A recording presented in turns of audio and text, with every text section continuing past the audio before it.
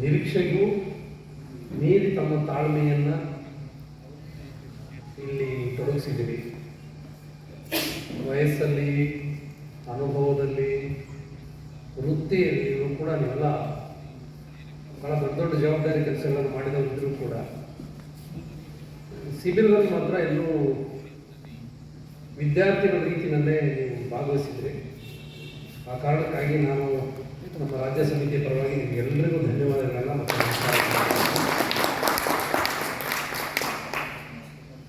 ಇನ್ನೊಂದು ಹೇಳಲೇಬೇಕು ನನಗೆ.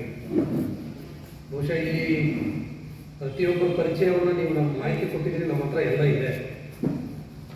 ಬಹುಶಃ ನಿಮ್ಮ ಪರಿಚಯನೂ ಕೂಡ ಬೇರೆಯವರಿಗೆ ಅಗತ್ಯ ಇತ್ತು ಅಂತಂದರೆ ನನಗನ್ನಿಸ್ತು. ಬಟ್ ಗುಂಪುಗಳನ್ನು ಮಾಡಿದಾಗ ನೀವು ಪರಿಚಯ ಮಾಡ್ಕೊಂಡಿರ್ಬೋದು ಅಂತ ನಾನು ಭಾವಿಸ್ತೀನಿ. ಏನು ಕೇಳಕ್ಕೆ ಹೊರಟೆ ಅಂದರೆ, ಇಲ್ಲಿ ಕಾಲೇಜಲ್ಲಿ ಓದ್ತಾ ಇರುವಂಥ ವಿದ್ಯಾರ್ಥಿಗಳು ಕೂಡ ಇಲ್ಲಿದ್ದಾರೆ. ಆ ನಿವೃತ್ತಿಯ ನಂತರದಲ್ಲಿ ಸಾಮಾಜಿಕವಾಗಿ ನಾವು ಕೆಲಸ ಮಾಡಬೇಕನ್ನುವಂತಹ ಹಿರಿಯರು ಕೂಡ ನಮ್ಮಲ್ಲಿದ್ದಾರೆ. ಉದಾಹರಣೆಗೆ ನಮ್ಮ ಭೀಮರಾವ್ ಪವಾರ್ ಅವರು, ನೋಡೋಕ್ಕೂ ಭೀಮರಾವ್ ಇದ್ದಾರೆ. ಲೋಕೋಪಯೋಗಿ PWD ಡಿಪಾರ್ಟ್ಮೆಂಟಲ್ಲಿ CE ಆಗಿ ಅಷ್ಟು ದೊಡ್ಡ ಮಟ್ಟದ ಒಂದು ಹುದ್ದೆಯನ್ನು ನಿರ್ವಹಿಸಿ ಅವ್ರ ಜೊತೆಗಿದ್ದಾರೆಲ್ಲ ದಿನ ಒಂದೊಂದು ಪಾರ್ಟಿ ಮಾಡ್ಕೊಂಡು ಓಡಾಡ್ತಾ ಇದ್ದಾರೆ. ಆದರೆ ಅವ್ರು ಸಮಾಜಕ್ಕಾಗಿ ಕೆಲಸ ಮಾಡಬೇಕಂತಂದೇಳಿ ನಿವೃತ್ತಿ ನಂತರ ಅವರು ಇದ್ದಾರೆ. ಇನ್ನೊಬ್ರು ಇಲ್ಲಿ ಎದುರುಗಡೆ ಫಸ್ಟ್ ಲೈನಲ್ಲಿರೋ ಪ್ರೊಫೆಸರ್ ಇದ್ದಾರೆ, ಅವರು ಕೂಡ ಇದ್ದಾರೆ. ಇದು ಏನು ತೋರಿಸ್ಕೊಡ್ತಂದ್ರೆ, ಒಂದು ಯಾವುದೇ ಒಂದು ಚಳುವಳಿಗೆ ಅದು ಹಳೆ ಬೇರು ಮತ್ತು ಹೊಸ ಚಿಗುರು ಅದು ಇದ್ರೆ ಮಾತ್ರನೇ ಮರ ಸರಿಯಾದ ರೀತಿಯಲ್ಲಿ ಬೆಳೆಯೋಕ್ಕಾಗಲ್ಲ. ಬರೀ ಮುದುಕರನ್ನಷ್ಟೇ ಕಟ್ಕೊಂಡು ಚಳುವಳಿ ಮಾಡೋಕ್ಕಾಗಲ್ಲ, ಆಂದೋಲನ ಕಟ್ಟಕ್ಕಾಗಲ್ಲ. ಅಥವಾ ಬರೀ ಹುಡುಗರನ್ನಷ್ಟೇ ಹಾಕೊಂಡು ಮಾಡೋದಕ್ಕಾಗಲ್ಲ, ಅದು ಕೆಲವು ಸಲ ದಿಕ್ಕು ತಪ್ಪು ಹೋಗ್ಬಿಡ್ತಾರೆ. ಹಾಗಾಗಿ ಹಿರಿಯರ ಮಾರ್ಗದರ್ಶನ, ಹಿರಿಯರ ಅನುಭವ ಅದು ಬೇಕಾಗುತ್ತೆ. ಯುವಕರ ಸ್ಫೂರ್ತಿ, ಉತ್ಸಾಹ, ಈ ಕಿಚ್ಚು ಕೂಡ ಚಳುವಳಿಗೆ ಬೇಕಾಗುತ್ತೆ. ಹಾಗಾಗಿ ಈ ಎರಡು ರೀತಿಯ ಮಿಶ್ರಣದ ರೀತಿಯಲ್ಲಿ ಇವತ್ತು ನಮ್ಮ ಸಮುದಾಯಗಳು ನೀವು ಸೇರಿರುವುದಕ್ಕೆ ಬಹಳ ಸಂತೋಷ ಅಂತಂದೇಳಿ ನಾನು ಭಾವಿಸ್ತೇನೆ. ಮೂರನೇ ಅಂಶ ನಿಮ್ಮ ಜೊತೆ ಹಂಚ್ಕೊಳ್ಳೋಕ್ಕಿರೋದು, ಅಹಿಂಸಾ ಚಿಂತನ ಕಾರ್ಯಾಗಾರ ಮಾಡಬೇಕಂತ ಹೇಳಿ ನಮ್ಮ ರಾಜ್ಯ ಸಮಿತಿಯಲ್ಲಿರುವ ಎಲ್ಲ ಸ್ನೇಹಿತರು ತೀರ್ಮಾನ ಮಾಡಿ ನಮಗೆ ನಿಗದಿ ಮಾಡಿದ್ರು. ಅದಕ್ಕೂ ಮೊದಲು ಈಗಾಗಲೇ ನೀವು ಜಿಲ್ಲಾ ಮಟ್ಟಗಳಲ್ಲಿ ಸಭೆಗಳನ್ನು ಮಾಡಿದ್ದೀರಿ, ತಾಲೂಕು ಮಟ್ಟಗಳಲ್ಲಿ ಸಭೆಗಳು ಆಗಿದ್ದಾವೆ. ಈಗ ತಿಂಗಳು ಅಷ್ಟೇ ಆಗಿದೆ ಹುಬ್ಬಳ್ಳಿಯಲ್ಲಿ ಒಂದು ಒಳ್ಳೆ ರಾಜ್ಯ ಮಟ್ಟದ ವಿಚಾರ ಸಂಕಿರಣವನ್ನು ಮಾಡಿದ್ದೀವಿ. ಈ ಒಂದು ವರ್ಷದ ಚಟುವಟಿಕೆ ಈಗಾಗಲೇ ಎಲ್ಲ ಜಿಲ್ಲೆಗಳಿಗೂ ತಲುಪಿಬಿಟ್ಟಿದೆ. ಭಾಳ ಸಂತೋಷದ ವಿಚಾರ, ಎಲ್ಲ ಜಿಲ್ಲೆಗಳಿಗೂ ತಲುಪಿದೆ. ಅದು ತಲುಪೋದಕ್ಕೆ ಸಾಧ್ಯ ಆಗಿರೋದು ನಿಮ್ಮೆಲ್ಲರ ಭಾಗವಹಿಸುವಿಕೆ, ನಿಮ್ಮ ತೊಡಗಿಕೊಳ್ಳುವಿಕೆ ಕಾರಣಕ್ಕಾಗಿ ಅದು ನಡೆದಿದೆ. ಹಾಗಾಗಿ ಇಂಥ ಒಂದು ಮಹತ್ವವಾದಂಥ ಚಳುವಳಿಯ ಜವಾಬ್ದಾರಿಯನ್ನು ತಗೊಂಡು ನೀವೆಲ್ಲ ಕೆಲಸ ಮಾಡ್ತಾ ಇದ್ದಿದೆಯಲ್ಲ, ನಿಜಕ್ಕೂ ನಮಗೆ ಭಾಳ ಸಂತೋಷ ತಂದಾಗ. ನಾವು ನಾಲ್ಕನೇ ಅಂಶ ನಾನು ನಿಮ್ಮ ಜೊತೆ ಹಂಚ್ಕೊಳ್ಬೇಕಾಗಿರೋದು ಏನಂದರೆ,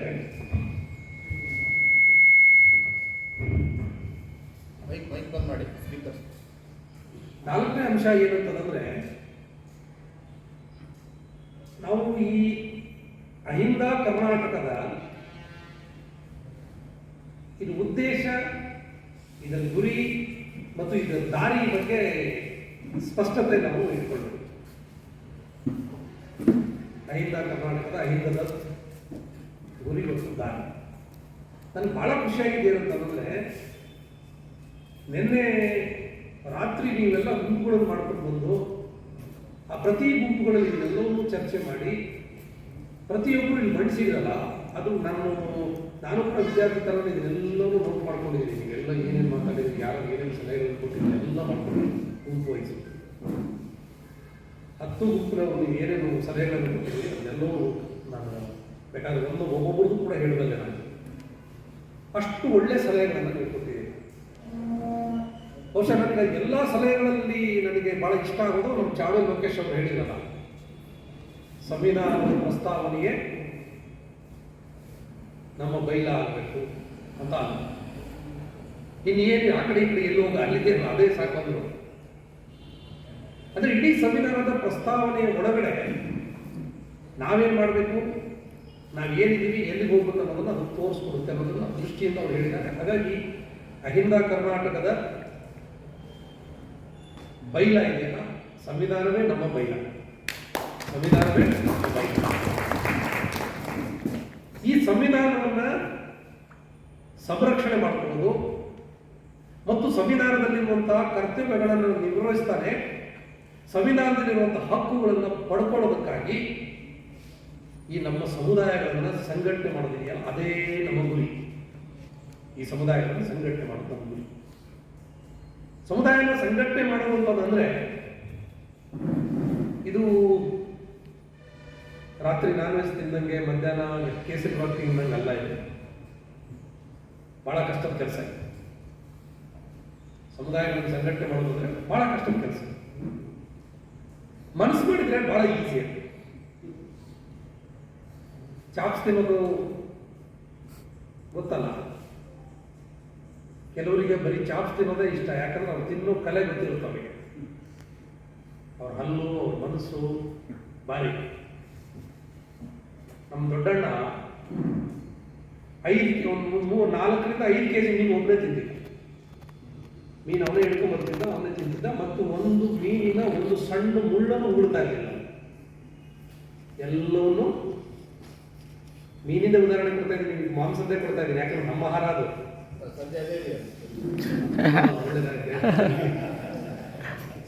ಯಾಕೆ ಹೇಳ್ತಾ ಇದ್ದೀನಿ ಅಂದ್ರೆ ಇದು ಕಲೆ.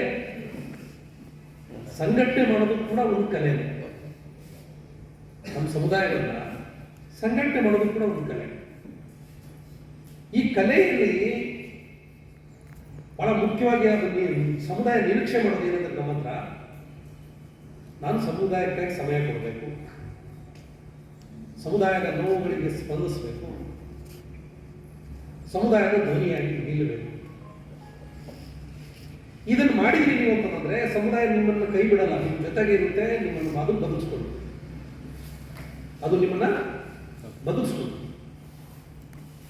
ಈ ನಮ್ಮ ಸಮುದಾಯದ ಜೊತೆಗೆ ಯಾರು ಇದ್ರು, ಯಾರು ಸಮುದಾಯದ ಪರವಾಗಿ ಧ್ವನಿಯನ್ನು ಮಾಡಿದ್ರು, ಯಾರು ಸಮುದಾಯದ ಪರವಾಗಿ ಬದುಕ್ತಾ ಬಂದ್ರು, ಅವರೆಲ್ಲರೂ ಇವತ್ತು ನಾವು ಬ್ಯಾನರ್ಗಳಲ್ಲಿ ಅವ್ರ ಫೋಟೋ ಹಾಕೊಂಡು ಅವ್ರನ್ನ ನಮ್ಮ ಆದರ್ಶ ಹಂತದಲ್ಲಿ ಕರ್ಕೊಳ್ತಾ ಇರೋದು. ಅವರು ನಮ್ಮ ತರನೇ ಮನುಷ್ಯರಾಗಿದ್ದರು.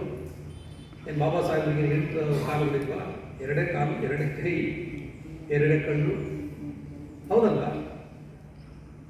ರಾಜನಾಯಕ ಬೆಳಿಗ್ಗೆ ಒಂದು ಮಾತು ಹೇಳಿದ್ರಲ್ಲ ನಿನ್ನೆ ಬೆಳಿಗ್ಗೆ, ಸತ್ತು ಮೇಲೆ ನಾನು ಸ್ಟ್ರಾಂಗ್ ಆಗ್ತೀನಿ ಅಂತ ಬಾಬಾ ಸಾಹೇಬ್ ಹೇಳಿದ್ರು ಅಂತ. ನಿಜ, ಸತ್ತು ಮೇಲೆ ಅವ್ರು ಸ್ಟ್ರಾಂಗ್ ಆಗಿದೆ. ಇಷ್ಟೊಂದೆಲ್ಲ ನಮಗೆ ಕೊಟ್ಟು ಹೋಗಿದ್ದಾರೆ, ಇಷ್ಟೊಂದು ಹಕ್ಕುಗಳನ್ನು ಕೊಟ್ಟು ಹೋಗಿದ್ದಾರೆ. ಇಷ್ಟು ಹಕ್ಕುಗಳನ್ನು, ಇಷ್ಟು ಅವಕಾಶಗಳನ್ನು ಕೊಟ್ಟರೂ ಕೂಡ ನಮ್ಮ ಸಮುದಾಯಗಳಿಗೆ ಇವತ್ತಿನ ದಾಳಿ, ದಬ್ಬಾಳಿಕೆ, ದೌರ್ಜನ್ಯ ಎಲ್ಲವೂ ನಡೀತಾರೆ. ಬೆಳಿಗ್ಗೆ ಒಂದು ಪ್ರಶ್ನೆ ರಿಪೀಟ್ ಬರ್ತಾ ಇದೆ, ಕೆರೆ ಪದರ. ರಾಷ್ಟ್ರಪತಿ ಮುರ್ಮು ಒಂದು ದೇವಸ್ಥಾನಕ್ಕೆ ಹೋಗಿ ಬಂದ ಮೇಲೆ ಏನ್ ಮಾಡಿದ್ರು? ಹೌದಲ್ಲ, ಗಂಜಲ ಹಾಕಿ ತೊಳೆದನ್ನೆಲ್ಲ ಸ್ವಚ್ಛ ಮಾಡಿದ್ರು. ನಮ್ಮ ಬಿಜಾಪುರದ MP ರಮೇಶ್ ಜಿಗಜಿಣಗಿ ಅವರು ಈಗ ನೋಡ್ರಿ ನಿಮ್ಮ ಮನೆ ಬರೋದಿಲ್ಲ, ಹೊರಗಡೆ ಕೂರಿಸಿ. ಈ 1-2 ಗಂಟೆ ಇತ್ತೀಚೆಗೆ ಉಡುಪಿ ಶ್ರೀಕೃಷ್ಣನ ಮಠದಲ್ಲಿ ಬ್ರಾಹ್ಮಣರ ಪಂಕ್ತಿ ಊಟ ಮಾಡ್ತಿರೋ ಜಾಗಕ್ಕೆ ಗೊತ್ತಿಲ್ಲದೆ ಬಂಟರ ಒಬ್ಬ ಪ್ರೊಫೆಸರ್ ತಾಯಿ ಹೋಗಿ ಅವ್ರು ಪಂಕ್ತಿ ಕುತ್ಕೊಂಡು ಊಟ ಮಾಡ್ತಿದ್ದಾರೆ. ಯಾರು ಅವಳು ಹಿಂಗೆ, ನೀನು ಶೂದ್ರ ಹೆಣ್ಮಗಳು, ನೀನು ಹಿಂದುಳಿದ ಜಾತಿಯವನು, ನೀವು ನನ್ನ ಜೊತೆ ಕೂತ್ಕೊಂಡ್ರೆ ನಮ್ಮ ಸಂಸ್ಕಾರ ಹಾಳಾಗುತ್ತೆ ಅಂತ ಹೇಳಿ ತಳ್ಳಿ ಎಲ್ಲ ಟಿವಿಯಲ್ಲಿ ಬಂತಲ್ಲ ನಿಲ್ಸೋದು. ಪ್ರೊಫೆಸರ್ ಆಯಮ್ಮ PhD ಮಾಡ್ಕೊಂಡಿರೋರು ಡಿಗ್ರಿ ಕಾಲೇಜಿಗೆ ಪಾಠ ಮಾಡ್ತಾರೆ. ಒಬ್ಬ ಪ್ರೊಫೆಸರ್ ತಾಯಿಯನ್ನು ತಳ್ಳು, ಯಾಕೆ ಜಾತಿ ಕಾರಣ, ನೀವು ಕೆಳ ಜಾತಿಗಳು, ಹೌದಲ್ಲ? ಕುಕ್ಕೆ ಸುಬ್ರಹ್ಮಣ್ಯಕ್ಕೆ ಹೋಗಿದ್ದೀರ, ಬ್ರಾಹ್ಮಣರು ಕುತ್ಕೊಂಡು ಬಾಳೆ ಎಲೆ ಹಾಕೊಂಡು ಚೆನ್ನಾಗಿ ಊಟ ಮಾಡಿ ಎಂಜಿನೆಲ್ಲ ಬಿಟ್ಟು ಹೋದ ಮೇಲೆ ಈ ನಮ್ಮ SC ST OBCಗಳು ಹಿಂಗೆ ಬಾಗಿಲಲ್ಲೆಲ್ಲ ಹೊರಗಡೆ ಕಾಯ್ಕೊಂಡು ನಿಂತಿರ್ತಾರೆ ಎದ್ದವರಿಂದ. ಅವ್ರು ಆ ಭಾಗದಲ್ಲಿ ಹೋದ್ಮೇಲೆ ಈ ಭಾಗದಲ್ಲಿ ನೀವು ನಮ್ಮ ಹೋಗಿ ಬಟ್ಟೆ ಬಿಚ್ಚಿ ಆ ಮಂಜಲು ಎಲೆ ಮೇಲೆ ಪಲ್ಟಿ ಹೊಡೆಯೋದು. ನಮ್ಮ ಅಲ್ಲಿಂದ ಶುರು ಮಾಡಿ ಅಲ್ಲಿವರೆಗೂ ಏನಂತಾರೆ ಅದಕ್ಕೆ? ಮಡೆ ಸ್ನಾನ, ಎಡೆ ಸ್ನಾನ. ಯಾಕಪ್ಪ ಇದು ಮಾಡ್ತೀರಂದ್ರೆ ಅದ್ರ ಮೇಲೆ ಉರುಳಾಡಿದ್ರೆ ನಿಮ್ಗೆ SC/STಗೆ ನಿಮ್ಗೆ ಸಂಸ್ಕಾರ ಸಿಕ್ಬಿಡುತ್ತೆ, ನಿಮ್ಗೆ ಒಳ್ಳೇದಾಗ್ಬಿಡುತ್ತೆ, ನಿಮಗೇನೋ ರೋಗಗಳಿದ್ದು ಕಾಯಿಲೆಗಳು ಎಲ್ಲ ವಾಸಿ ಆಗುತ್ತೆ. ಅನಿಷ್ಟ ಇವತ್ತೂ ಜಾರಿಯಲ್ಲಿ ಕೆನೆ ಪದರ ಅಂತಂದೇಳಿ ಮಾತಾಡ್ತಾ ಇದ್ರು. ಒಂದು ಮಾತು ಬಂದು ಹಂಗೆ ಹೋಗ್ಬಿಡ್ತದೆ. ಮೀಸಲಾತಿ ಇದೆಯಲ್ಲ, ಇದು ಬಡತನ ನಿರ್ಮೂಲನೆಯ ಕಾರ್ಯಕ್ರಮ ಅಲ್ಲ.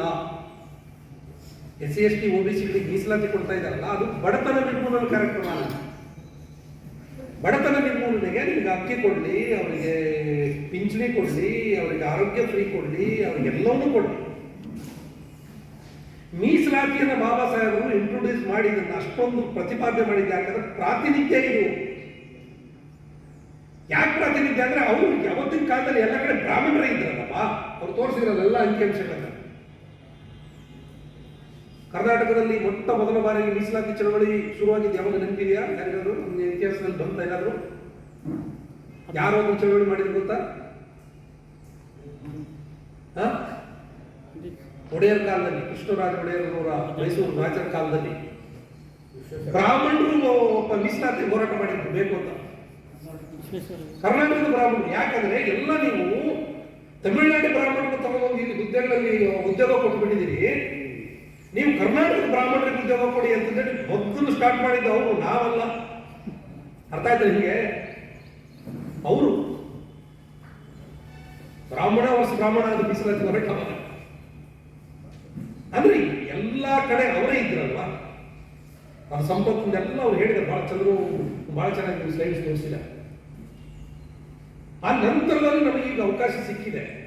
ಪ್ರಾತಿನಿಧ್ಯ ಒಂದಿಷ್ಟು ಸಿಕ್ಕಿರೋದ್ರಲ್ಲೂ ಕೂಡ ಬಡ್ತಿ ಮೀಸಲಾತಿ ಸಮಸ್ಯೆ ಇದೆ, ಮೀಸಲಾತಿಯಲ್ಲಿ ಸಮಸ್ಯೆ ಇದೆ, ಒಳ ಮೀಸಲಾತಿಯಲ್ಲಿ ಇನ್ನೂ ಸಮಸ್ಯೆ ಇದೆ, ಒಳ ಮೀಸಲಾತಿ ಅನ್ನುವಂಥ ಕೂಗು ಇದೆ. ಇನ್ನೂ ನಿಧಾನಕ್ಕೆ ಇದೆಲ್ಲ ಕಾಲ ಪಕ್ವ ಆದಂಗೆಲ್ಲ ಚರ್ಚೆಗಳು, ಸಂವಾದಗಳು, ಕಾನೂನು ಪ್ರಕ್ರಿಯೆಗಳು ನಡೀತಾ ಕೊನೆಯವರೆಗೂ ಅದು ಇನ್ನೂ ಟೈಮ್ ಬೇಕಾಗುತ್ತೆ. ಈ ಪ್ರಾತಿನಿಧ್ಯದ ಪ್ರಶ್ನೆಯನ್ನು ಇಟ್ಕೊಂಡು ಇವತ್ತು ಕೆರೆ ಪದರ ಬೇಕು ಅಂತ ಮಜಾ ಅಂದ್ರೆ ನಮ್ಮ ನಾಗಸಿದ್ಧಾರ್ಥ ವಲಯರು ಹೇಳಿದ್ರಲ್ಲ, ಈ ಪರಿಶಿಷ್ಟ ಪಂಗಡ ಜಾತಿಯಲ್ಲಿ ಕೆರೆ ಪದರ ಬೇಕಂತ ಜಡ್ಜ್ಮೆಂಟ್ ಬರೆದವ್ರೆ ನಮ್ಮ SC ಸಮುದಾಯದ ಜಡ್ಜು. ದುರಂತ ಅಂದ್ರೆ ಖರ್ಗೆ ಸಾಹೇಬರು ಅಷ್ಟು ದೊಡ್ಡ ಲೀಡು ದೇಶಕ್ಕೆ, ಜನರಲ್ ಕಾನ್ಸ್ಟಿಟ್ಯೂನ್ಸಿ ಗೆಲ್ಸ್ಬಿಡ್ತಾರ?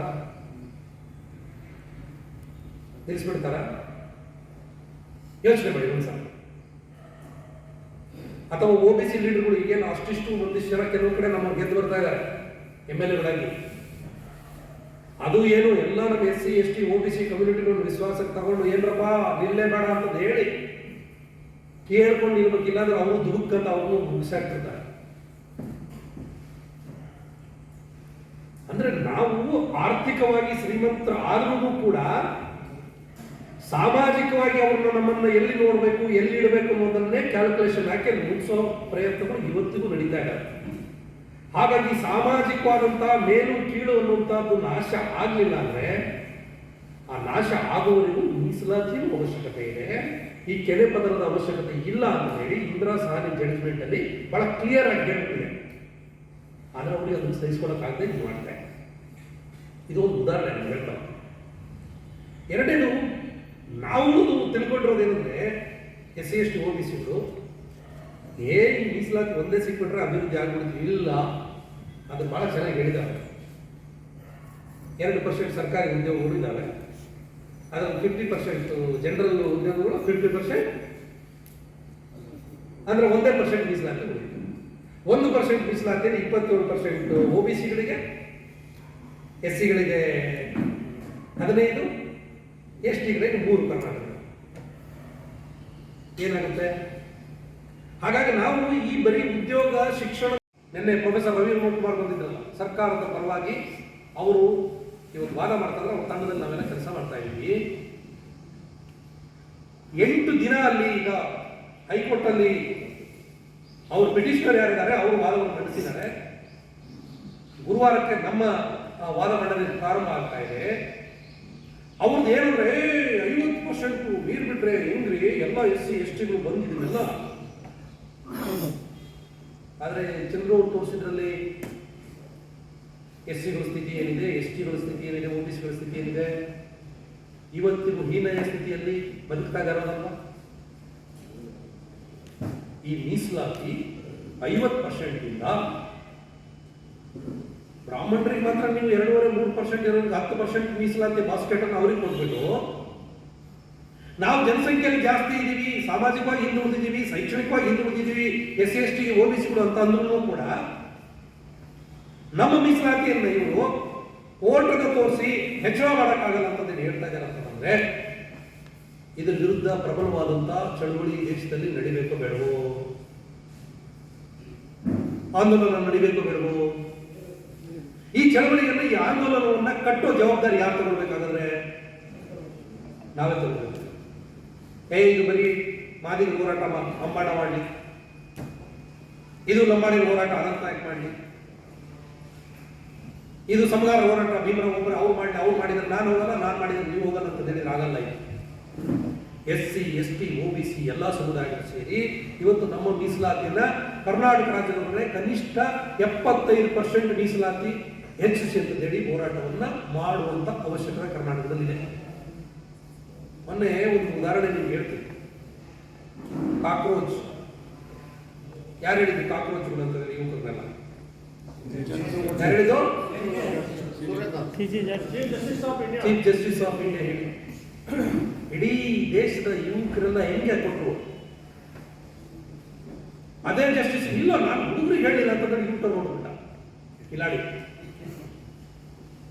ಈ ರೀತಿಯ ಚಳುವಳಿಯನ್ನ ಕಟ್ಟಿ ಈ ಕಾನೂನನ್ನು ತಿದ್ದುಪಡಿ ಮಾಡೋದಕ್ಕೆ ಬೇಕಾಗುವಂತ ಜನಾಂದೋಲನ ದೊಡ್ಡ ಪ್ರಮಾಣದಲ್ಲಿ ನಡೀಬೇಕು. OBC ಸುಮಾರು 260 ಜಾತಿಗಳು ಕರ್ನಾಟಕದಲ್ಲಿದ್ದಾವೆ. ಈ ಪ್ರತಿಯೊಬ್ಬರು ಏನ್ ಹೇಳಿದ್ರು? ನಿನ್ನೆ ನಮ್ಮ ನಾಗೇಶ್ ನಾಯ್ಕರು ಮಾತಾಡ್ತಾ ಹೇಳ್ತಾ ಇದ್ರು, OBCಯಲ್ಲಿ ಅಲ್ಲಿ ನಮಗೆ ತೃಪ್ತಿ ಇಲ್ಲ, ಅಲ್ಲಿ ಏನ್ ಸಿಗ್ತಾರಂತ. ಹೌದು, STಗಳಲ್ಲಿ ಇರುವಂತವ್ರು ST ನಮಗೂ ಏನ್ ಸಿಗ್ತಾರಂತ ಹೇಳಿ, SCಗಳಲ್ಲಿ ಇರೋರು ನಮಗೂ ಏನ್ ಸಿಗ್ತಾರಂತ ಹೇಳಿ.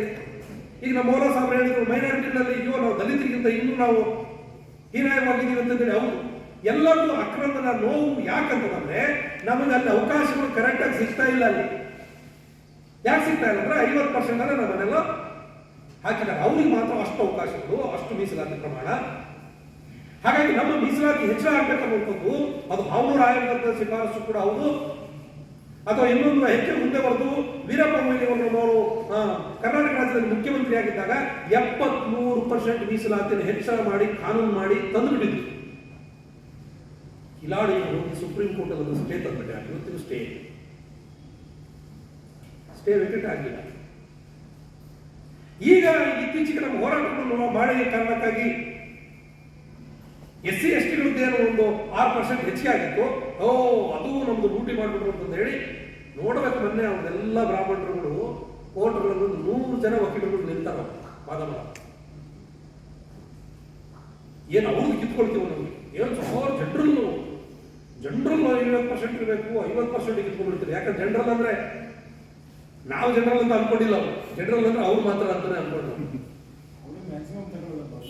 ಯಾಕಂದ್ರೆ ಎಲ್ಲ ನೇಮಕಾತಿಗಳು ನೋಡಿ ನೀವು, ಜನರಲ್ ಲೀಸ್ಟ್ ಬಂತು ಅಂತಂದ್ರೆ ಎಲ್ಲ ಹೆಗಡೆ, ಭಟ್ಟ, ಆಚಾರ್ಯ, ದೇವಾಡಿಗ ಇವೇ ಹೆಸರುಗಳು ಇರ್ತಾರೆ.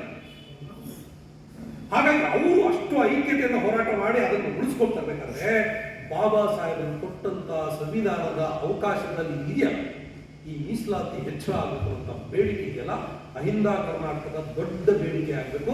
ಅದಕ್ಕಾಗಿ ನೀವು ಇವತ್ತಿನಿಂದನೇ ಅದರ ಕೆಲಸದಲ್ಲಿ ತೊಡಗಬೇಕು. ಈ ಕೆಲಸ ಮಾಡಿದ್ರೆ ನಮ್ಮ ಬಗ್ಗೆ, ನಮ್ಮ ಸಮುದಾಯಗಳ ಮಧ್ಯೆ ಏನು ಭಿನ್ನಾಭಿಪ್ರಾಯ, ಅವ್ರು ಕಂಡ್ರೆ ಇವ್ರು ಆಗಲ್ಲ ಅಂತ ಹೇಳ್ತಾ ಇದ್ದೀವಿ. ಅವೆಲ್ಲ ತಿಳಿಯಾಗಿ ಬರಪ್ಪ ಮಾಮೂಲಿ ಅಳ್ಕೊಂಬಂದು ಗಲಾಟೆ ಮೊದಲು ಇದನ್ನ ಮಾಡಬೇಕು ಬಂದು. ಹಳ್ಳಿಗಳಲ್ಲಿ ಯಾರಾದರೂ ನಮ್ಮ ಅಣ್ಣನಿಗೋ ನಮ್ಮ ತಮ್ಮನಿಗೋ 4 ಬಂದು ಕೆನ್ನೆ ಬಾರಿಸಿದ್ರೆ ಸುಮ್ಮನೆ ಇರ್ತೀವ? ನಮ್ಮ ಅಣ್ಣ ನಾನು ಜಗಳ ಆಡ್ಕೊಂಡಿದ್ರು ಕೂಡ ಏನೋ ಒಂದು ಅಂದ್ಬಿಡ್ತೀವಿ. ಮಾತ್ರ ನಮ್ಮ ಸಮುದಾಯದ ಮಧ್ಯೆ ಒಂದು ಬಂಧುತ್ವವನ್ನು, ಸಹೋದರತ್ವವನ್ನು ಬಲಗೊಳಿಸ್ತಾ ಈ ಚಳವಳಿಯನ್ನು ಕಟ್ಟಬೇಕಾಗಿದೆ. First point. ಸೆಕೆಂಡ್ ಪಾಯಿಂಟ್, ಇದು ಚಂದ್ರು ಬಹಳ ಚೆನ್ನಾಗಿ ಹೇಳಿದ್ರು. ಇದು ಎಲೆಕ್ಷನ್ 28 ಎಲೆಕ್ಷನ್, ನಾಳೆ ತಾಲೂಕ್ ಪಂಚಾಯತಿ ಎಲೆಕ್ಷನ್, ಜಿಲ್ಲಾ ಪಂಚಾಯತಿ ಎಲೆಕ್ಷನ್, ಬಿಟ್ಬಿಡಿ ಅದೆಲ್ಲ ಸ್ವಲ್ಪ. ಅದರಿಂದ ಆಚೆ ನಾನು ಒಂದು ಪಕ್ಷದಲ್ಲಿ ಇದ್ದೀನಿ, ನೀವು ಒಂದು ಪಕ್ಷದಲ್ಲಿ ಇದ್ದೀನಿ. ಎಲೆಕ್ಷನ್ ಇದ್ದಾಗ ಪಕ್ಷದ ಬ್ಯಾನರ್ ಇದ್ದಾಗ ಅದನ್ನು ಕೆಲಸ ಮಾಡಿ. ಇಲ್ಲಿ ಬಹಳ ಮುಖ್ಯವಾಗಿ ಸಾಂವಿಧಾನಿಕ ಹಕ್ಕುಗಳೇ ಕಳ್ಕೊಳ್ತಾ ಇರೋ ಸಂದರ್ಭದಲ್ಲಿ ನಾವು ಪಕ್ಷವನ್ನು ಮೀರಿದಂತ ಒಂದು ಸಾಂಸ್ಕೃತಿಕ ರಾಜಕಾರಣವನ್ನ ಓಬಿಸಿಗಳು ಮಾಡಬೇಕಾಗಿದೆ, SC/STಗಳು ಮಾಡಬೇಕಾಗಿದೆ. ಸಾಂಸ್ಕೃತಿಕ ರಾಜಕಾರಣ, ಪಕ್ಷ ರಾಜಕಾರಣ ಬೇರೆ, ಸಾಂಸ್ಕೃತಿಕ ರಾಜಕಾರಣ. ಪಕ್ಷ ರಾಜಕಾರಣದಲ್ಲಿ ನಿಮ್ಮ ಹಕ್ಕುಗಳನ್ನು ಎಲ್ಲಾ ಕಾಲಕ್ಕೂ ಸಂರಕ್ಷಣೆ ಆಗುತ್ತಂತ ನಂಬಿಕೆ ನಮಗಿಲ್ಲ. ಆದರೆ ಸಾಂಸ್ಕೃತಿಕ ರಾಜಕಾರಣದಲ್ಲಿ ನಿಮಗೊಂದು ಘನತೆ ಇದೆ, ನಿಮಗೊಂದು ಪರಂಪರೆ ಉಳಿಸ್ಕೊಳ್ಳೋದು ಸಾಧ್ಯ ಇದೆ. ಆ ಸಾಂಸ್ಕೃತಿಕ ರಾಜಕಾರಣ ಯಾವುದು? ನಿನ್ನೆ ಇಷ್ಟೊಂದೆಲ್ಲ ಮಾತಾಡಿದ್ರು. ಬಂಜಿಗೆರೆ ಜಯಪ್ರಕಾಶ್ ಎಷ್ಟು ಬ್ಯೂಟಿಫುಲ್ ಆಗಿ ನನ್ನ ಕಸುಬು ಜಾತಿಯಾಗಿ, ಅದೇ ಅವಮಾನವಾಗಿ, ಅದೇ ಇವತ್ತು ನನ್ನನ್ನು ಈ ಹೀನಾಯ ಸ್ಥಿತಿಗೆ ತಳ್ಳಿದೆ. ನನ್ನ ದುರ್ಗವ್ವ, ನನ್ನ ದ್ಯಾಮವ್ವ, ನಮ್ಮ ಹಿರಿಯರು ಪೂಜೆ ಎಲ್ಲವೂ ಇವತ್ತು ವೈದಿಕರಣ ಆಗಿದೆ. ಅವನ್ನೆಲ್ಲವನ್ನು ಉಳಿಸ್ಕೊಂಡು ನಮ್ಮ ದೇವರು, ನಮ್ಮ ಜಾತಿ, ನಮ್ಮ ಭಾಷೆ, ನಮ್ಮ ಪರಂಪರೆ, ನಮ್ಮ ಉಡುಗೆ, ನಮ್ಮ ತೊಡುಗೆ, ನಮ್ಮ ಮಾತುಗಳು, ನಮ್ಮ ಸಂಸ್ಕೃತಿ ಬ್ರಾಹ್ಮಣೀಕರಣ ಆಗ್ಲಿಂದ ತಡೆಯೋದಿದೆಯಲ್ಲ, ಅದು ಸಾಂಸ್ಕೃತಿಕ ರಾಜಕಾರಣ. ಆ ಸಾಂಸ್ಕೃತಿಕ ರಾಜಕಾರಣಕ್ಕಾಗಿ ಕರ್ನಾಟಕ ರಾಜ್ಯದ ಒಳಗಡೆ ಅಹಿಂದ ಚಳವಳಿ ಕೆಲಸ ಮಾಡಬೇಕಾಗಿದೆ. ಅದಕ್ಕೆ ನಿನ್ನೆ ನಮ್ಮ HS ಸೋಂಪುರ್ ಅವರು ರಾತ್ರಿ ಮಾತಾಡಬೇಕಾದ್ರೆ ಅವ್ರ ಟೀಮ್ನವರು ಒಂದು ಮಾತು ಹೇಳಿದರು. ಚಿಕ್ಕ ಪುಸ್ತಕಗಳು, ಚಿಕ್ಕ ಕರಪತ್ರ, ಸೋಷಿಯಲ್ ಮೀಡಿಯಾದ ಇವನ್ನೆಲ್ಲವನ್ನು ಮಾಡೋದ್ರ ಮುಖಾಂತರ ನಾವು ನಮ್ಮ ಪರಂಪರೆ, ನಮ್ಮ ಆಚರಣೆಗಳನ್ನು, ನಮ್ಮ ನಂಬಿಕೆಗಳನ್ನು, ನಮ್ಮ ವಿಚಾರಗಳನ್ನು ಜನಕ್ಕೆ ಮುಟ್ಟಿಸ್ಬೇಕಂತ ಹೇಳಿದ್ರು. ಬಹಳ ಬ್ಯೂಟಿಫುಲ್. ಆ ಕೆಲಸಗಳಲ್ಲಿ ಇವತ್ತು ಮಾಡಿ, ಆ ಕೆಲಸಗಳಲ್ಲಿ ಹೌದಲ್ಲ, ದೀಪಾವಳಿಗೆ ನೈತಿಕತೆ ಪ್ರವೇಶ ಆಗಿದೆಯೋ ಅದು ಇಡೀ ನಮ್ಮ ಸಂಸ್ಕೃತಿಯನ್ನ ನಾಶ ಮಾಡ್ತಾ ಇರೋದ್ರಿಂದ ನಮ್ಮ ಸಂಸ್ಕೃತಿಯನ್ನು ಉಳಿಸ್ಕೊಳ್ಳೋದಕ್ಕೆ ಸಂಸ್ಕೃತಿ ರಾಜಕಾರಣವನ್ನ ನಾವಿವತ್ತು ಮಾಡಬೇಕು. ಅದಕ್ಕಾಗಿ ನೀವು ಈ ಅಹಿಂದದ ಪರಿಕಲ್ಪನೆಯನ್ನು ತಗೊಂಡು ಈಗ ಇಷ್ಟೆಲ್ಲ ನಾನು ಉಪನ್ಯಾಸ ಮಾಡೋದ್ರ ಬದಲಾಗಿ ಸರಿ ನಾವೀಗ ಏನ್ ಮಾಡ್ಬೇಕು ಮುಂದೆ? ಅಹಿಂದ ಸರ್ ನಮ್ಮೂರಲ್ಲಿ ಒಂದು 10 ಜನ ಅಧ್ಯಕ್ಷರುಗಳಿದ್ದಾರೆ, ನಮ್ಮೂರಲ್ಲೂ 10 ಜನ ರಾಜ್ಯಾಧ್ಯಕ್ಷರು. ರಾಜ್ಯಾಧ್ಯಕ್ಷರು ಸಹಜ. ಎಲ್ಲ ಪ್ರಜಾಪ್ರಭುತ್ವದಲ್ಲಿ ಅಭಿಪ್ರಾಯ ಮತ್ತು ಭಿನ್ನ ಅಭಿಪ್ರಾಯ ಎರಡಕ್ಕೂ ಅವಕಾಶ. ಆದ್ರೆ ದ್ವೇಷ ಅಲ್ಲ, ದ್ವೇಷ ಬೇರೆ, ಭಿನ್ನಾಭಿಪ್ರಾಯ ಬೇರೆ. ಈಗ ನಿಮ್ಮೂರಿನಲ್ಲೇ ಹಿಂದುಳಿದ ವರ್ಗದ ಸಂಘಟನೆಗಳು, SC ST OBC ದಲಿತ ಸಂಘಟನೆಗಳು ಹೆಸರು ಕೆಲಸ ಮಾಡ್ತಾ ಇರಲ್ಲ. ಅವರೆಲ್ಲ ನಮ್ಮ ಅಣ್ಣ ತಮ್ಮಂದ್ರೆ, ನಮ್ಮ ಬಂಧುಗಳೇ. ಅವ್ರು ಯಾರೋ ಬೇರೆ ವೈದಿಗಳ ನಮ್ಮವರೇ. ಏನೋ ಆಸಕ್ತಿ ಇದೆ ಮಾಡ್ಬೇಕಂತಂದ್ರೆ ಒಂದು ಗುಂಪು ಕಟ್ಕೊಂಡಿದ್ದಾರೆ. ಅವರು ಇತಿಮಿತಿಗಳಲ್ಲಿ ಕೆಲಸ ಮಾಡ್ತಾ ಇದ್ದಾರೆ. ಕೆಲವರು ನಮ್ಗಿಂತ ಚೆನ್ನಾಗಿ ಮಾಡ್ತಾ ಇರ್ಬೋದು, ಆದ್ರೆ ಕೆಲವರಿಗೆ ಎಲ್ಲಿಗೆ ಇದನ್ನು ತಗೊಂಡು ಹೋಗ್ಬೇಕನ್ನುವಂಥದ್ದು ಗೊತ್ತಿರಲಿ, ಇತಿಮಿತಿ ಇರ್ತಾರೆ. ಅಂಥವ್ರು ನಾನು ಒಟ್ಟಿಗೆ ಸೇರಿಸ್ಕೊಂಡು ಅವರಿಗೆ ಈ ವಿಚಾರಧಾರೆಗಳನ್ನು ಹೇಳ್ತಾ ನಮ್ಮ ಗುರಿ ಅಲ್ಲಿದೆಯಪ್ಪ, ಆ ಗುರಿ ಕಡೆ ಹೋಗ್ಬೇಕಂತ ಹೇಳಿ ಸಿದ್ಧ ಮಾಡಿ. ಆ ಸಿದ್ಧ ಮಾಡ್ಬೇಕಂತಂದ್ರೆ 2 ದಿನ ಇಲ್ಲಿ ಕೇಳಿದ್ದೀನಿ, ಇದಿಷ್ಟೇ ಸಾಕಾಗಲ್ಲ. ಇನ್ನು ಪುಸ್ತಕಗಳು ಓದಬೇಕು. ಇಲ್ಲಿಂದ ನೀವು ನಿಮ್ಮ ಊರುಗಳಿಗೆ ಹೋದ ತಕ್ಷಣವೇ ನಿಮ್ಮ ಊರಿನಲ್ಲಿ ಈ ತರದ ಒಂದು ಅರ್ಧ ದಿನದ ಸಭೆ ಮಾಡಿ. ಸಾಧ್ಯ ಆಯ್ತು 1 ದಿನದ ಸಭೆ, ಅರ್ಧ ದಿನ ಅಥವಾ 1 ದಿನ. ಎಲ್ಲೋ ಒಂದು ಫ್ರೀ ಆಗಿರೋದು ಒಂದು ಭವನ ಸಿಗುತ್ತೆ. ಯಾರೋ ನಮ್ಮ ಆಫೀಸಲ್ಲಿ ಬೇಕಾದ ಒಂದು ಚಿತ್ರಾನ್ನ, ಪಲಾವ್, ಏನೋ ಒಂದು ಬಿರಿಯಾನಿ ಮಾಡ್ಕೊಂಡು ಕೊಡ್ತಾರೆ. ಯಾರೋ ನಮ್ಮ ಚಂದ್ರು ಅಂತವರು, ನಮ್ಮ ದೇವರಾಜ್ ಪಾಟೀಲ್ ಅಂತವರು, ಯಾರಾದ್ರೂ ಒಬ್ಬರು ಉಪನ್ಯಾಸಕರು, ನೀವು ಯಾವಾಗ ಹೇಳ್ತೀರಿ ಆ ಡೇಟಿಗೆ ನಾವು ಕಳಿಸ್ಕೊಡ್ತೀವಿ, ಉಪನ್ಯಾಸ ಮಾಡಿ ತಿಳುವಳಿಕೆಗಳನ್ನು ಕೊಡ್ತೀವಿ. ಎಲ್ಲ ಸಮಾಜದವರು ಸರ್ ನಾವು ಬರೀ ನಮ್ಮ ಸಮಾಜದ್ದೇ ಮಾಡ್ತೀವಿ ಸರ್, ಆಯ್ತು ಮಾಡಿ. ಆದರೆ ಅಹಿಂದ ಅಂತಂದ್ರೆ ಎಲ್ಲ ಸಮಾಜದವರು ಇವರು ನೋಡಿ ಎಷ್ಟು ಚೆನ್ನಾಗಿ ಬ್ಯೂಟಿಫುಲ್ ಇದೆ. ಇದು ಹೆಂಗೆ ಕೂತಿದ್ದಾರೆ ಎಲ್ಲ, ನೀವೆಲ್ಲ ಎಲ್ಲ ನೋಡಿದ್ರೆ ಎಷ್ಟು ಮಜಾ ಆಗುತ್ತೆ. ಎಲ್ಲ ಬಾಧಿತರೆ, ಎಲ್ಲರೂ ನಾವು ಬಾಧಿತ ಸಮುದಾಯಗಳು ತಾಲೂಕು ಲೆವೆಲಲ್ಲಿ ನೀವು 100 ಜನ ಕುತ್ಕೊಂಡು ಚರ್ಚೆ ಮಾಡ್ತಾ ಇದ್ರೆ ಅಲ್ಲಿ ಅಧಿಕಾರದಲ್ಲಿರೋರಿಗೆ ಚೇರ್ ಅಲ್ಲಾಡೋಕೆ ಶುರು ಆಗುತ್ತವೆ. ಏನೋ 0 ಶುರು ಆಯ್ತಪ್ಪ. ಯಾಕಂದ್ರೆ ನಾವೇ ವೋಟರ್ಸು, ನಾವೇ ಗೆಲ್ಲಿಸ್ಬೇಕಾಗಿರೋದು. ನಿನ್ನೆ ಯಾರೋ ಹೇಳ್ತಾ ಇದ್ರು, ಸರ್ ನಮ್ಮೂರಿನ ಇವರು ಬ್ರಾಹ್ಮಣರು ಇದ್ದಾರೆ, ನಾವು ಮೀಟಿಂಗ್ ಮಾಡಿದ್ರೆ ಹೆಂಗೆ ಸರ್ ಅಂತ. ಮೀಟಿಂಗ್ ಮೊದಲು ಮಾಡ್ಬೇಕು ನೀವಲ್ಲಿ. ನಿಮ್ಮ ಶಕ್ತಿ ಏನಂತ ಗೊತ್ತಾಗ್ಬೇಕು ಅವ್ರಿಗೆ. ಅವ್ರು ಬಂದು ಅಯ್ಯೋ ನಾನು ನಿಮ್ಮ ಐದನ್ನ ಬೆಂಬಲಿಸ್ತೀನಪ್ಪ ಅಂತ ಹೇಳೋ ಕರಿಬರುವ ಹೇಳ್ಬೇಕಾ ಬೇಡ? ಹೇಳ್ಬೇಕು. ರಾಜಕೀಯವೇ ಎಲ್ಲವೂ ನಿರ್ಧಾರ ಮಾಡ್ತಿರ್ಬೇಕಾದ್ರೆ ನಾವು ನಮ್ಮ ರಾಜಕೀಯ ಮಾಡಬೇಕಲ್ಲ. When politics determine our future, we must determine our politics. ರಾಜಕಾರಣವೇ ಎಲ್ಲವನ್ನ ನಿರ್ಧಾರ ಮಾಡ್ತಿರುವ ಒಂದು ಸಂದರ್ಭದಲ್ಲಿ ನನ್ನ ಸಮುದಾಯಕ್ಕಾಗಿ ಯಾವ ರಾಜಕಾರಣ ಇರಬೇಕಂತ ಹೇಳಿ ಯಾರು ತೀರ್ಮಾನ ಮಾಡಬೇಕು? ನಾನೇ ತೀರ್ಮಾನ ಮಾಡಬೇಕು. ಕರ್ನಾಟಕ ರಾಜ್ಯದೊಳಗಡೆ ಹಾಸ್ಪಿಟಲ್ ತೀರ್ಕೊಂಡು ಸ್ಪರ್ಶ ಹಾಸ್ಪಿಟಲ್ ಯಲಹಂಕದಲ್ಲಿ ಸತ್ತಿದಾಳ 22 ಲಕ್ಷ ರೂಪಾಯಿ ಬಿಲ್ ಮಾಡಿದ. ಸುಲಭ ಜೀವನ ಮಾಡ್ತಾ ಇರೋದು. ಹೆಣನ ಬೇಡ ಅಂತ ತಿಳ್ಕೊಂಡು, ಹೆಣನ ಬೇಡ ಅಂತ ಆರೋಗ್ಯ ಇವತ್ತು ವ್ಯಾಪಾರೀಕರಣ ಆಗಿದೆ, ಶಿಕ್ಷಣ ವ್ಯಾಪಾರೀಕರಣ ಆಗಿದೆ. ಭೂಮಿ ಇವತ್ತು ಬನ್ನಿ, ನೀವು ನಮ್ಮ ಊರ ಪಕ್ಕಕ್ಕೆ ಒಬ್ಬರ ಕೈಯಲ್ಲಿ 4,000 ಎಕರೆ ಜಮೀನಿದೆ. ನಮ್ಮ ಊರಿನ ಜನ ಅವರ ಬೇಲಿಯಲ್ಲಿ ಹೋಗೋದಕ್ಕಾಗ್ತಾ ಇದೆ.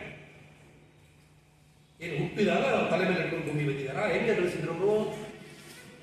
ಯಾಕೆ ಅವ್ರಿಗೆ ಅಷ್ಟು ಭೂಮಿ ಇದೆ? ಯಾಕೆ ಅವ್ರಿಗೆ ಸಂಪತ್ತು ಮಾತ್ರ ಇದೆ?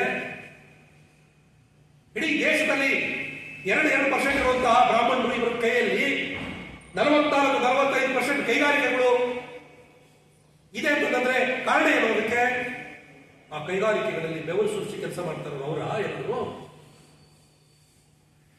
ಯಾರಲ್ಲಿ ಕೆಲಸ ಮಾಡ್ತಾರೆ? ಈ ಅಹಿಂದ ಶಿಕ್ಷಣ, ಉದ್ಯೋಗ, ಆರೋಗ್ಯ ಎಲ್ಲ ಕ್ಷೇತ್ರದಲ್ಲೂ ಕೂಡ ನಮಗೆ ಸಮಾನವಾದಂತಹ ಅವಕಾಶ, ಸಮಾನವಾದಂತಹ ಪಾಲು ಸಿಗಬೇಕಂತಂದ್ರೆ ಅದಕ್ಕೊಂದು ದೊಡ್ಡ ಆಂದೋಲನದ ಅಗತ್ಯ ಇದೆ. ದೊಡ್ಡ ಆಂದೋಲನದ ಅಗತ್ಯ. ಇಂಥ ದೊಡ್ಡ ಆಂದೋಲನವನ್ನು ಕಟ್ಟಬೇಕಂತಂದ್ರೆ ನಾವು ಸಣ್ಣ ಸಣ್ಣ ಸಣ್ಣ ಸಣ್ಣ ಸಣ್ಣ ಸಮಸ್ಯೆಗಳನ್ನು ಮರೆಯ, ಸಣ್ಣ ಸಣ್ಣ ಭಿನ್ನಾಭಿಪ್ರಾಯಗಳನ್ನ ಕೈಗೊಳ್ಳಿ. ನಮ್ಮ ಸಮುದಾಯದ ಪ್ರಶ್ನೆಗಳಿದ್ದಾಗ ನೀವು ನಿಮ್ಮ ಸಮುದಾಯಗಳ ಜೊತೆಗೆ ನಿಲ್ಲಬೇಕು. ನೀವು ನಿಮ್ಮ ಸಮುದಾಯಗಳನ್ನು ಬಿಟ್ಟು ಅಹಿಂದ ಕಟ್ತೀವಿ ಅಂತಂದ್ರೆ ಅದು ಕೂಡ ದುಸ್ಸಾಹಸ, ಅದು ಕೂಡ ತಪ್ಪು. ಕುರುಬರನ್ನ ಸಂಘಟನೆ ಮಾಡಿ ಕುರುಬರನ್ನ ಈ ಕಡೆ ತಗೊಂಡು ಬಂದ್ರೆ, ಲಂಬಾಣಿಗಳನ್ನು ಸಂಘಟನೆ ಮಾಡಿ ಇದ್ರ ಕಡೆ ತಗೊಂಡು ಇಲ್ಲಿ ಬರೋ ಬದಲಾಗಿ ಅವರೆಲ್ಲ ಉಡುಪಿ ಮಠಕ್ಕೆ, ಕುಕ್ಕೆ ಸುಬ್ರಹ್ಮಣ್ಯಕ್ಕೆ ಹೋಗ್ಬಿಟ್ರೆ ದಿಕ್ ತಪ್ಪನೆ. ಇದೇ ಅರ್ಥ.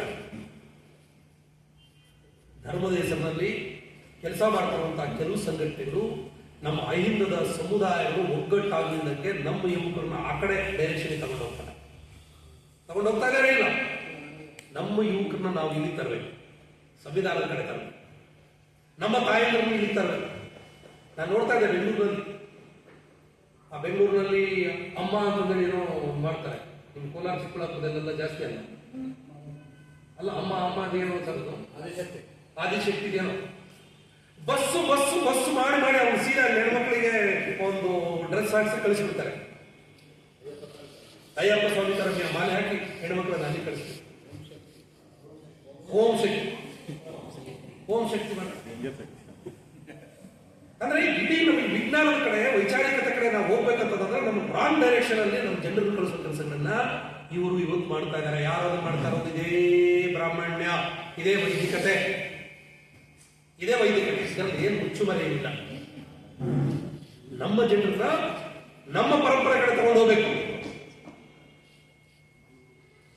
ನಮ್ಮ ಕನಕದಾಸನ ಪೂಜೆ ಮಾಡಲಿ, ನಮ್ಮ ಜುಂಜಪ್ಪನ ಪೂಜೆ ಮಾಡಲಿ, ನಮ್ಮ ಮಾತಂಗಿ ಇದ್ದಾರೆ, ನಮ್ಮ ಹರಡಯ್ಯ ಇದ್ದಾರೆ, ನಮ್ಮ ನುಡಿಯ ಚಂದಯ್ಯ ಇದ್ದಾರೆ, ನಮ್ಮ ಎಲ್ಲ ಸಂತರು ಇದ್ದಾರೆ ನಮ್ಮ ಸಮುದಾಯಗಳಿಗೆ. ಈ ಮನೆ ದೇವರ ಪೂಜೆ ಮಾಡೋದು ಬಿಟ್ಟು ಇನ್ನೊಂದು ಕಡೆ ತಗೊಂಡು ಹೋಗ್ತಾರೆ. ಈ ಎಲ್ಲವನ್ನು ನಾವು ಇವತ್ತು ಕಟ್ಟುನಿಟ್ಟಾಗಿ ಮಾಡಿಸೋದಕ್ಕೆ ಇದನ್ನ ಮಾಡಬೇಕು. ಬಹಳ ಒಂದು ಒಳ್ಳೆ ಸ್ಲೋಗನ್ ಕೊಟ್ರೆ ನಿನ್ನೆ ಯಾವ ನಮ್ಮ ಅಂಬೇಡ್ಕರ್ ತಂಡದವರು, ಸೀತಗುಂಡೆಯವರ ತಂಡದವರು ಬಹಳ ಒಳ್ಳೆ ಸ್ಲೋಗನ್, ಅಹಿಂದ ಬಂದು ನಾವೆಲ್ಲ ಒಂದು. ಬಹಳ ಚೆನ್ನಾಗಿ, ಅಹಿಂದ ಬಂದು ನಾವೆಲ್ಲ ಒಂದು, ಇದು ನಮ್ಮ ವೇದವಾಕ್ಯ ಘೋಷಣೆ ಆಗಿದೆ. ಈ ಹಿನ್ನೆಲೆಯಲ್ಲಿ ನಾವು ನಮ್ಮ ಸಮುದಾಯವನ್ನು ನಾವು ಇಲ್ಲಿ ತಗೊಂಡು ಹೋಗಬೇಕು ಅಂತ ಹೇಳ್ತಾ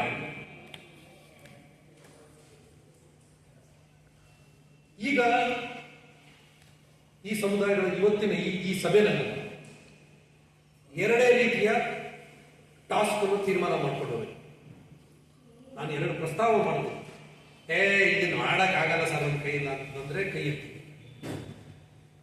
ಮಾಡ್ತೀವಿ ಸರ್ ಇಲ್ಲ ಅಂತ ಹೇಳುವಂತ ದೃಢ ನಿರ್ಧಾರ ಇದ್ರೆ ನಾಳೆ ಇಲ್ಲಿಂದ ಹೋದ್ಮೇಲೆ ಅದನ್ನು ಮಾಡಿ ತೋರಿಸಿ. ಏನಂದ್ರೆ ನೀವು ಇಲ್ಲಿಂದ ಹೋದ ತಕ್ಷಣ ನೀವು ಮೊದಲು ಮಾಡಬೇಕಾಗಿರೋ ಕೆಲಸ, ನಿಮ್ಮ ತಾಲೂಕು ಮಟ್ಟದಲ್ಲಿ ನಿಮ್ಮ ತಾಲೂಕು ಕೇಂದ್ರದಲ್ಲಿ ನಮ್ಮ ಅಹಿಂದ ಸಮುದಾಯಗಳ ಏನಿರಲ್ಲ ಒಂದು ಇಂಪಾರ್ಟೆಂಟ್ 5ರಿಂದ 10 ಜನ ಲೀಡರ್ಗಳು ನೀವು ಒಂದು ಸಭೆ ಮಾಡಬೇಕು. ಫಸ್ಟ್ ಏನ್ ಮಾಡ್ಬೇಕು, ಒಂದು ವಾರದೊಳಗಡೆ ಸಭೆ ಮಾಡಬೇಕು. ಫಸ್ಟ್ ಆ ಸಭೆ ಆದ ನಂತರದಲ್ಲಿ ಆ ಸಭೆಯ ನಿರ್ಣಯ ಏನ್ ಮಾಡ್ಬೇಕು ನೀವು ಅಂದ್ರೆ, ಅಹಿಂದ ಚಿಂತನೆ ಕಾರ್ಯಾಗಾರ ಮಾಡೋದಕ್ಕೆ ಡೇಟ್ ನಿಗದಿ ಮಾಡಬೇಕು. ಅರ್ಧ ದಿನ ಅಥವಾ 1 ದಿನ ಬಿಡುವಿನ ಸಂದರ್ಭದಲ್ಲಿ ಅದನ್ನು ನೀವು ಮಾಡಬೇಕು. ಅದನ್ನ ಎಷ್ಟು ದಿನ ಒಳಗಡೆ, 1 ತಿಂಗಳ ಒಳಗಡೆ ಮಾಡಬೇಕು. ಎಷ್ಟು ದಿನ ಒಳಗಡೆ? 1 ತಿಂಗಳ ಒಳಗಡೆ 5ರಿಂದ 10 ಜನ ಸೇರಿ ಮೀಟಿಂಗ್ ಮಾಡಬೇಕು. ಆ ಮೀಟಿಂಗ್ ಅಲ್ಲಿ ಡೇಟ್ ನಿಗದಿ ಮಾಡಬೇಕು. ಆ ಮೀಟಿಂಗ್ ಅಲ್ಲಿ ಜಾಗ ನಿಗದಿ ಮಾಡಬೇಕು. ಆ ಮೀಟಿಂಗ್ ಅಲ್ಲಿ ಉಪನ್ಯಾಸಕರು ಯಾರಿಗಂತ ಹೇಳಬೇಕು. ಅವತ್ತು ನೀವು ಸಂಜೆ ಫೋನ್ ಮಾಡಿ ನಮಗೆ ಲೀಡರ್ಗಳಿಗೆ ತಿಳಿಸಿದ್ರೆ ಅವರು ನಿಮಗೆ ಒಬ್ಬ ಉಪನ್ಯಾಸಕರನ್ನು ಕಳಿಸ್ಕೊಡ್ತೀವಿ. ಹಾರ, ತುರಾಯಿ, ಭಜಂತ್ರಿ, ಅದು ಇದು ಯಾವುದು ಬೇಕು. ಒಂದು ಯಾವ್ದಾದ್ರು 100 ಜನ 50 ಜನ ಕುತ್ಕೊಳ್ಳೋದು, ಎಷ್ಟು ಜನ ಸೇರಿಸೋ ಶಕ್ತಿ ಇರುತ್ತೋ ಅಷ್ಟು ಜನ ಕುತ್ಕೊಳ್ಳೋ ಜಾಗ, ಬಂದವರಿಗೆ ಒಂದಿಷ್ಟು ಉಪಹಾರ, ಇಷ್ಟೇ ಸಾಕು. ನಾವು ಯಾರನ್ನ ನಿಮ್ಗೆ ಉಪನ್ಯಾಸಕರನ್ನು ಕಳಿಸ್ತೀವಿ ಅವರಿಗೆ ಬಸ್ ಚಾರ್ಜ್, ಟ್ರೈನ್ ಟಿಕೆಟ್ ನಾವೇ ಮಾಡಿ ಕಳಿಸ್ಬಿಡ್ತೀವಿ. ನೀವು ಅವ್ರು ಇಡೀ ದಿನ ನಿಮ್ಮ ಜನರಿಗೆ ಕೂರಿಸಿ ಅವ್ರು ತರಬೇತಿ ಕೊಟ್ಟು ನಿಮ್ಗೆ ಏನ್ ಮಾಡ್ಬೇಕು ಮುಂದೆ ಅಂತ ಅವ್ರಿಗೆ ಹೇಳೋದು. ಇದನ್ನ ಈ ತಿಂಗಳು ಒಳಗಡೆ ಮಾಡಿ ಮಾಡಕ್ಕಾಗಲ್ಲ ಅನ್ನೋ ಕೈ ಬಿಡಿದೆ. ಮಾಡಕ್ಕಾಗುತ್ತನ್ನೋರು ಬಹಳ ಸಂತೋಷ. 1 ತಿಂಗಳೊಳಗಡೆ ಏನ್ ಮಾಡ್ತೀರಾ? ಮಾಡ್ತೀರಾ?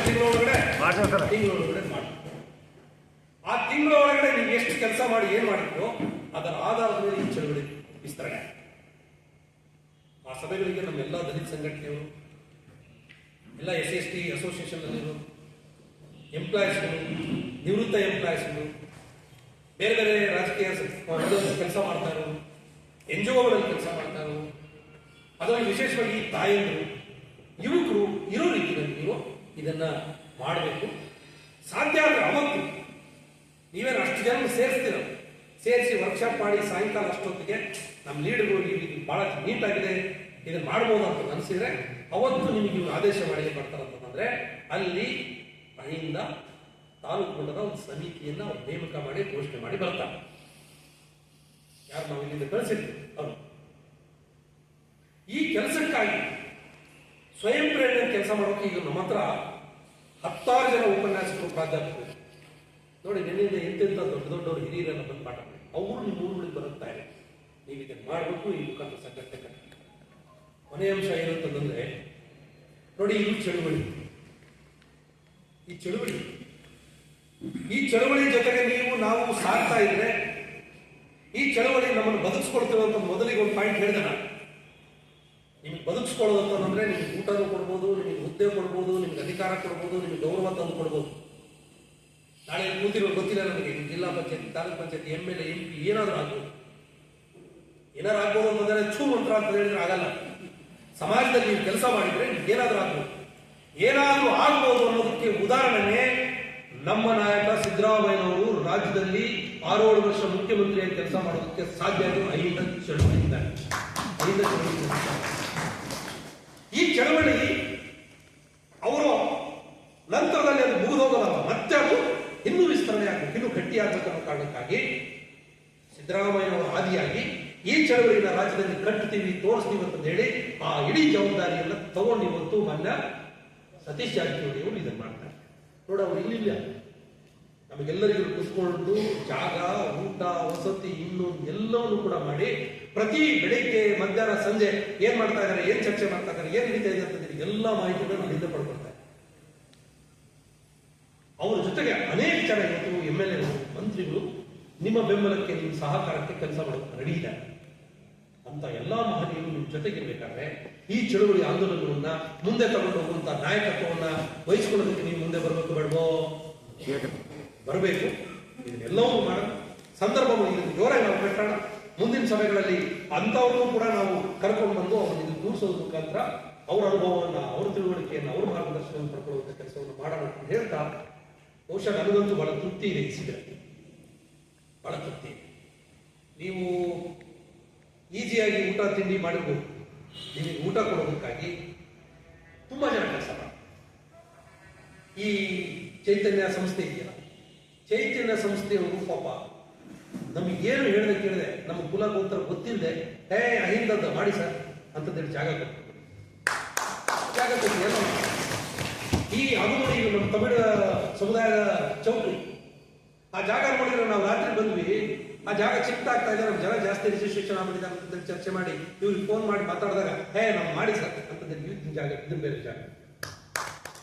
ನೀವು ರಾತ್ರಿ ಬಂದಿದ್ದೀರಿ, ನಿಮ್ಮ ಟಾಯ್ಲೆಟು, ನಿಮಗೆ ಹಾಸಿಗೆ, ನಿಮಗೆಲ್ಲವನ್ನು ಒದಗಿಸಿ ನೀಟಾಗಿ ಮಾಡಿದಂಥ ಅನೇಕ ಜನ ನಮ್ಮ ಲೀಡರ್ಗಳು ಕೆಲಸ ಮಾಡಿದ್ದಾರೆ. ನೀವು ಯಾವ ಊರುಗಳಿಂದ ಬಂದಾಗ, ನಿಮ್ಮ ಬಸ್ ಟ್ರೈನಲ್ಲಿ ಬಂದಾಗ ನೀವು ರೂಮ್ ನೋಡಿದ್ರೆ ನಿಮ್ಮ ಟಾಯ್ಲೆಟ್ಗಳನ್ನು ನೀವು ಯೂಸ್ ಮಾಡಿದ್ದನ್ನು ತೊಳೆಯೋ ಕೆಲಸವನ್ನು ನಮ್ಮನ್ನು ಮಾಡಿ. ಯಾಕೆ ಮಾಡಿದ್ದಾರೆ? ಚಳುವಳಿಗೋಸ್ಕರ. ಈ ಆಂದೋಲನ ದೊಡ್ಡದಾಗಬೇಕು ಅಂತ.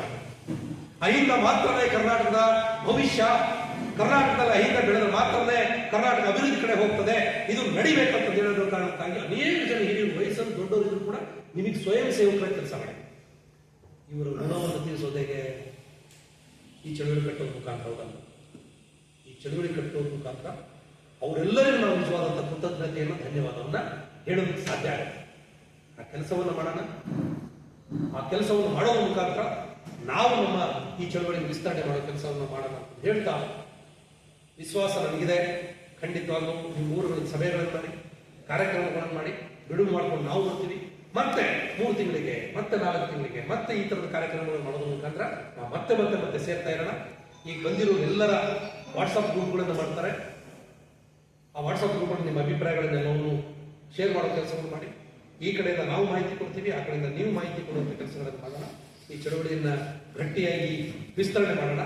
ನಮ್ಮ ಕೆಲಸ ಏನಂತಂದ್ರೆ ಹೊಸದೇನೋ ಮಾಡ್ತೀವಿ ಅಂತಂದಲ್ಲ, ಈಗಾಗಲೇ ಇರುವಂತಹ SC ST OBC ಸಮುದಾಯದ ಲೀಡರ್ಗಳು ಯಾರಿದ್ದಾರೆ ಅವ್ರನ್ನ ಕರ್ಕೊಂಡು ಮಾಡೋಣ ಅಂತಂದ್ರೆ ಒಟ್ಟಿಗೆ ಸೇರಿಸಿ ಅವರಿಗೆ ಒಂದು ಕೋಆರ್ಡಿನೇಷನ್ ಮಾಡಿ, ಈ ಕೋಆರ್ಡಿನೇಷನ್ ಮಾಡುವಂತಹ ದೊಡ್ಡ ನಾಯಕತ್ವದ ಕೆಲಸವನ್ನ ನೀವೆಲ್ಲರೂ ಮಾಡೋದ್ರ ಮುಖಾಂತರ ರಾಜ್ಯದಲ್ಲಿ ಇದನ್ನು ವಿಸ್ತರಣೆ ಮಾಡೋದಕ್ಕೆ ಕೆಲಸ ಮಾಡಬೇಕಂತ ಹೇಳ್ತಾ ಎಲ್ಲ ಒಂದಿಸ್ತಾ ನನ್ನ ಮಾತನ್ನು ಮುಗಿಸ್ತೇನೆ. ಕೊನೆಗೆ ನಮ್ಮ ಅಂಬಾಡನವರು ಒಳ್ಳೆ ಹಾಡೋದ್ರ ಮುಖಾಂತರ ಅವರು ಸಂದೇಶ ಮುಖಾಂತರ ಈ ಸಭೆಯನ್ನ ಮುಗಿಸಬಹುದೇನೋ ಅಂತ ಹೇಳಿ ನನಗೆ ಅನಿಸ್ತದೆ.